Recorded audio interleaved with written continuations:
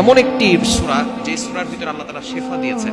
আপনি এই আমলটা যদি করতে পারেন 7 দিনের ভিতরে ভালো একটি ফলাফল পাবেন। আমলটি হচ্ছে, আপনি যখন রাতের বেলা ঘুমাবেন 3 বার দুরূদ শরীফ পড়বেন, এরপরে 3 বার ইস্তেগফার পড়বেন। দুরূদের ভিতরে সর্বশ্রেষ্ঠ দুরূদ হচ্ছে দুরূদ ইব্রাহিম, যেটা আমরা নামাজের ভিতরে পড়ি। আল্লাহুম্মা সাল্লি আলা মুহাম্মাদ ওয়া আলা আলি মুহাম্মাদ কামা সাল্লাইতা আলা ইব্রাহিম ওয়া আলা আলি ইব্রাহিম ইন্নাকা হামিদুম মাজিদ।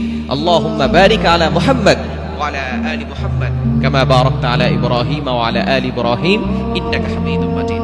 এই দুরূদ ইব্রাহিম হচ্ছে যেটা নামাজের ভিতরে পড়ি, সর্বশ্রেষ্ঠ দুরূদ এটা 3 বার পড়বেন।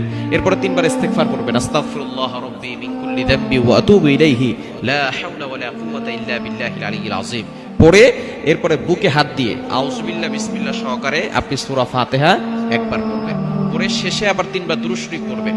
এরপর আপনি আল্লাহর কাছে দোয়া করবেন। এভাবে যদি টানা 7 দিন আমল করতে পারেন, আল্লাহ পাক রব্বুল আলামিন আপনার মনের সকল